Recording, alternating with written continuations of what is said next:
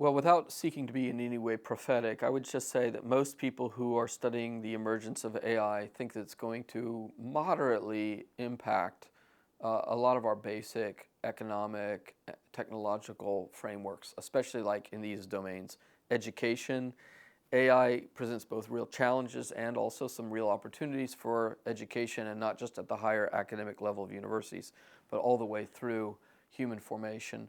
Definitely in places like warfare, right? So you can outsource a lot of drone warfare to AI, artificial intelligence resources. That's obviously very dangerous in many regards. What's that going to mean for the protection of the dignity of human life?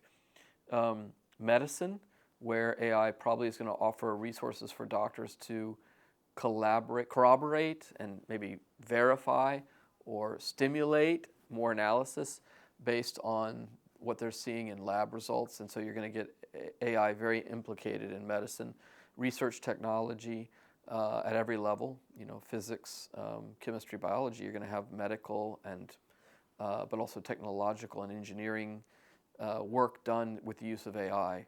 And then, of course, just like basic employment. I mean, what people did before the invention of the video camera versus what they do after the invention of the video camera. Well, there's changes in what people are employed for. It could be similar with regards to AI.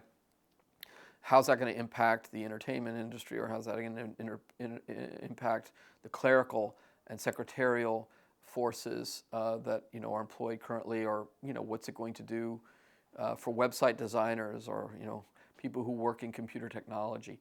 There's going to be a lot of change in the way people are employed, and that's going to happen gradually, but it might sometimes happen so ungradually or so suddenly that it's going to destabilize the economies of whole classes of people, and it could lead them into, it could place them in great vulnerability. And this isn't even thinking yet about international well-being, where you have some poor countries who don't have AI technology available in the same way as wealthier countries, and how is that developmental scaling up going to work, or those realignments in economics and education and medicine, how are they going to affect the global population groups that are varied in their capacity to make use of AI research and technology? So there's going to be some very important ethical challenges, and the church has got to be on the forefront of that in terms of recalling basic human goods, the relationship between the individual and the common good, the sort of safety net rights of workers, the place of a society to protect the most vulnerable, the